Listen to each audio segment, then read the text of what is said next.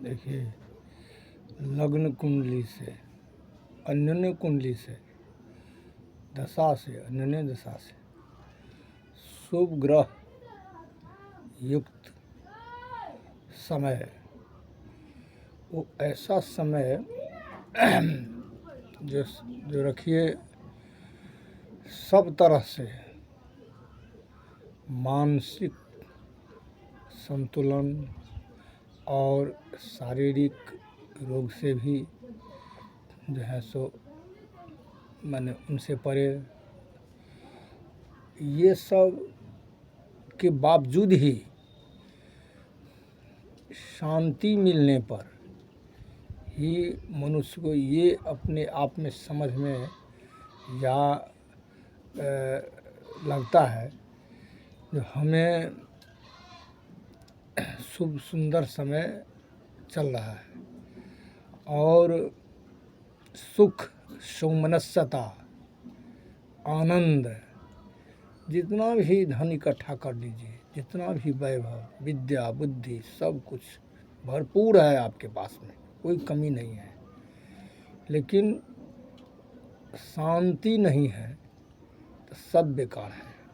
और जहाँ शांति है वहाँ ही परमेश्वर का वास है, और जहाँ परमेश्वर है वहाँ सुख ही सुख भरा पड़ा है। चाहे वो जोगी के पास में हो या सन्यासी के पास में हो या मुसलमान के पास में हो या हिंदू के पास में हो, सिख के पास में हो, ईसाई के पास में हो, या वो बड़े विद्वान के पास में हो या बड़े पद वाला के पास में हो, किसी के पास में यदि शांति का अभाव है तो जितना उसके पास में जो कुछ है वो सब जो है सो बेकार है, कोई कामयाबी नहीं है।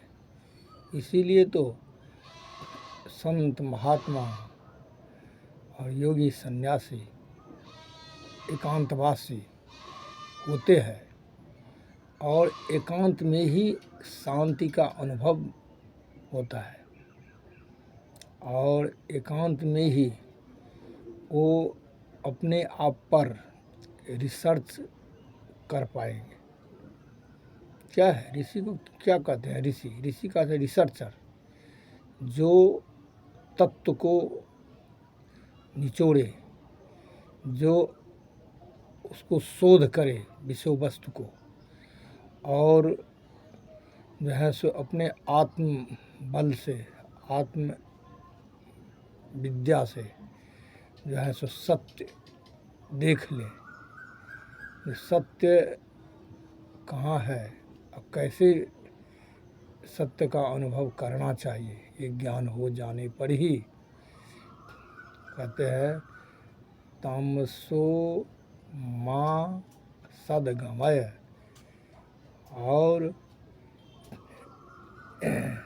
तमसो माँ ज्योतिर्गमय, अज्ञानता ही अंधकार है। चाहे कितना संपत्ति विद्या बुद्धि हो जाए, ज्ञान नहीं है सब बेकार है। और वो अज्ञानता जो है वही अंधकार की तरफ ले जाता है।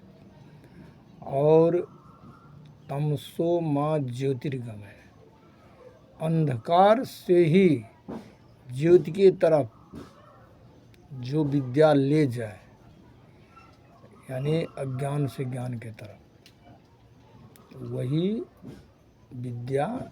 विद्या है, सार्थक है। नहीं तो निरर्थक है। कितना भी विद्या है, धन है, सब कुछ है, सब कुछ बेकार है। कोई जो धन शरीर सुख न पहुँचाए तो बेकार है। अब कहिए जितने जो है सो योगी सन्यासी अथवा जो कुछ है, सब जो है सो कुछ न कुछ बीमार रोगग्रस्त या परेशानी से परे है। फिर उसको जब ही वो परे है तो शांति नहीं है, शांति नहीं है तो सब कुछ बेकार है। और उसका मूल कारण है जो वो दैवी सूत्र पर नहीं चलते हैं। दैवी संविधान खोजने के लिए कितने कितने ऋषि आचार्य सब जो है सो पीछे रह गए हैं, वहाँ नहीं बढ़ पाए हैं। अंत में मृत्यु समय में भीष्म को ज्ञान हुआ जी ये जो हम प्रतिज्ञा के सो सार्थक नहीं था, निरर्थक था। अंत में युधिष्ठिर को ज्ञान हुआ नहीं, ये जो हम जो माने जुआ जो हम खेले वो सार्थक नहीं था, निरर्थक था। तो परिणाम सबसे बड़ा है। यदि परिणाम का ज्ञान हो जाए, और परिणाम कहते हैं किसको, जो जिस कर्म से सामने उसका फल आ जाए वही परिणाम हुआ। तो हम जो कर्म करते हैं, जो कर्म हम कर रहे हैं, उस कर्म के बारे में तो कभी कोई सोचा नहीं है। जो हम कर्म करते हैं इसका फल क्या निकलेगा। जैसे ये मिट्टी, कहीं का मिट्टी, 8 प्रकार की मिट्टी है, कहीं का मिट्टी है। जो बीज हम रोपेंगे जिस मिट्टी में, वो वही फल अंत में देगा। लेकिन जैसा मिट्टी है वैसा फल निकलेगा। कहीं देखते हैं कि कोई भी फल छोटा मोटा सूखा फूखा, कहीं हरा भरा, कहीं जो है सो मध्य में, कहीं कुछ, अनेक प्रकार के एक ही फल अनेक प्रकार के माने सब मिट्टी में निकलते हैं। क्यों? तो जहाँ का मिट्टी में जैसा जितना ऊर्जा है वो वैसे ही निकलेगा। ऐसे ही मातृत्व शक्ति जो है सो एक ही है, चाहे वो डोम का लड़की हो या डोम का बेटी हो, चाहे ब्राह्मण का लड़की बेटी हो, जो कोई हो, उसका कोई जात गोत्र नहीं होता है। वो तो जहाँ जैसे पुरुष से उसका संपर्क होगा और वो जैसा उसको जो है सो हाव भाव रहेगा, ऐसे वो बढ़ेगी, वो महिला या लड़की ऐसे बढ़ेगी। तो यही कहा गया है जो हम अपने उस तत्व को निचोड़े और निचोड़ करके अपने जीवन में उतारे, वही सर्वश्रेष्ठ मानव कहलाता है। जब सर्वश्रेष्ठ मानव कहलाएंगे तो यही तो रामचंद्र जी ने झुलझुल के रामायण वाद विवाद करने से जो है सो राम का भक्त नहीं हो जाते हैं, वाद विवाद करने से कृष्णा भक्त नहीं हो जाते हैं। ये निचोड़ो, राम में जो गुण था ऐसे उनके लीक से हम चले, उनके रास्ते से चले। जो कृष्ण में गुण था उसके लीक से चले, वो कैसा शील स्वभाव का था ऐसा हम अपने मन में हम उतारे। कहीं कहता है मुसलमान लोग हर बार में कहता है ये अल्लाह हो अल्लाह हो। अल्लाह कहीं किसी को ये इजाज़त नहीं देता है जो कोई अनुचित काम करें, क्योंकि अल्लाह ईश्वर, महात्मा गांधी ने कहा अल्लाह ईश्वर तेरे नाम सबको सम्मत दे भगवान, वो तो एक ही है।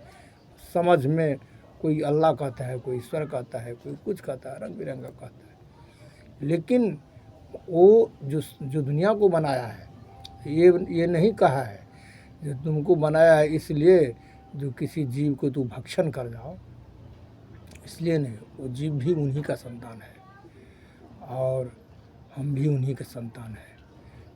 ये जब तक मनोभाव को ठीक नहीं करेगा तब तक आगे बढ़ ही नहीं पाएगा।